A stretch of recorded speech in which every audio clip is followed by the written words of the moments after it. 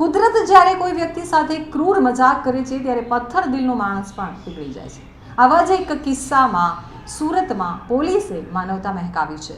કુદરત જ્યારે વ્યક્તિ સાથે ક્રૂર મજાક કરે ત્યારે પથ્થર દિલનો માનવી પણ હચમચી ઉઠે છે અને ચોમેર અંગત જીવનમાં અંધકાર છવાઈ જાય એવો જ એક કિસ્સો રાંદેર વિસ્તારમાં રહેતા મુસ્લિમ પરિવાર સાથે બન્યો છે. પરિવાર કે જેમાં પતિ પત્ની અને બાળકો છે. બાળકોમાં એક દીકરી તેમજ એક નાનો દીકરો છે. ઉપરવાળાએ આ પરિવારને ભેટ સ્વરૂપે સંતાનમાં 2 અનમોલ રત્નો આપ્યા, પરંતુ તેમની સાથે ક્રૂર મજાક કરી. નાના દીકરાને જન્મજાત સેરેબ્રલ પાલ્સી તેમજ ડેવલપર ડેલે નામની બીમારી પણ આપી દીધી. આ બીમારી કે જેમાં વ્યક્તિના સ્નાયુ તથા જીભ તેમજ અન્ય શરીરના અવયવો યોગ્ય હલનચલન કરી શકતા નથી. જન્મજાત બાળકમાં આ પરિસ્થિતિની ખૂબ જ દયનીય અને કરુણ કહી શકાય. આ પરિવારની મદદે રાંદેર પોલીસ આવી. પરિવારે બાળકની સારવાર માટે પોતાની જાત ઘસી નાખી, તેમ છતાં અંતે નિરાશા જ હાથ લાગી. પરિવારનો મોભી પોતે સુરત શહેરમાં કાપડ માર્કેટમાં છૂટક દલાલીનું કામ કરતા હોવાથી ઘણા લાંબા સમયથી બરાબર કામ મળતું ન હોવાથી પરિવારના ગુજરાન માટેના મોટાભાગની આવક બાળકની સારવાર પાછળ ખર્ચી નાખી હતી. આવી કપરી પરિસ્થિતિમાં શું કરવું તે સમજાતું ન હતું. તેમ છતાં આ સ્વમાની પરિવાર પોતાની રીતે સંઘર્ષ કરતો હતો. આ બાળક માટે દરરોજ ફિઝિયોથેરાપી, એક્યુપેશન થેરાપી તેમજ સેન્સરી ઇન્ટિગ્રેશન થેરાપી જેવી સારવારના સેશન કરાવવા પડે અને એક સેશન 1 મહિના ચાલે, જે એક સેશનના રૂપિયા 11,000 ચાર્જ થાય છે.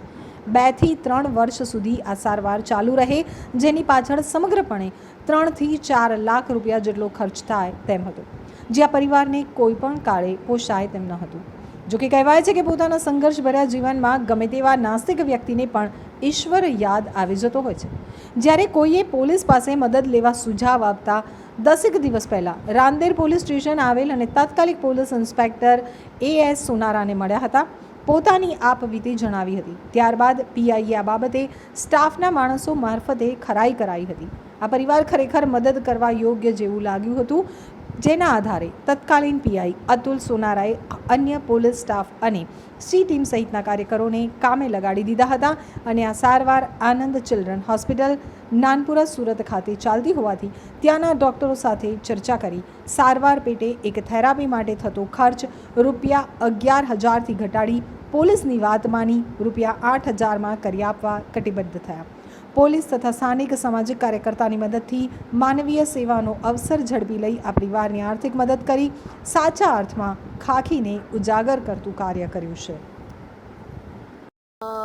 એના મમ્મી પપ્પાએ અમારા એક ASI છે એમનો સંપર્ક કર્યો હતો ને એમણે આ બધી વાત લઈને અમારી પાસે આવ્યા અને પછી સાહેબને બધાને વાત કરી એટલે અમે લોકોએ ડિસાઈડ કર્યું કે આપણે મદદ કરવી જોઈએ. એમ શું થયેલું હતું, કઈ રીતે મદદરૂપ થવાનું પોલીસ સ્ટેશન? થયેલું એવું છે કે બાળકને બીમારી છે, જન્મથી છે, જન્મ વખતે કાંઈ કોમ્પ્લેક્શન્સ હશે એના કારણે એને આ બીમારી છે, જેના કારણે એને મૂવમેન્ટ્સમાં તકલીફ છે કે એ બોલવામાં, સ્પીચમાં એને થોડું ઇરેગ્યુલારિટીસ છે, ચાલવામાં ને એમાં એને થોડી તકલીફ છે. પછી બસ તો આ વાત માટે અમે ડૉક્ટર સાહેબને વાત કરી કે સર શું મદદ કરી શકીએ, તો એને રેગ્યુલર એક્સરસાઇઝની જરૂર છે, ફિઝિયોથેરાપીની જરૂર છે, જેનાથી એને ઇમ્પ્રુવમેન્ટ બહુ સારું થશે એવું સરે કીધું છે. તો બસ અમે એના માટે સર સાથે વાત કરી. ડૉક્ટર સાહેબ, સોનારા સાહેબ, પરમાર સાહેબ બધાએ મળીને સહકાર આપવાનો. કેટલા સમયથી ફિઝિયોથેરાપીની ટ્રીટમેન્ટ ચાલશે?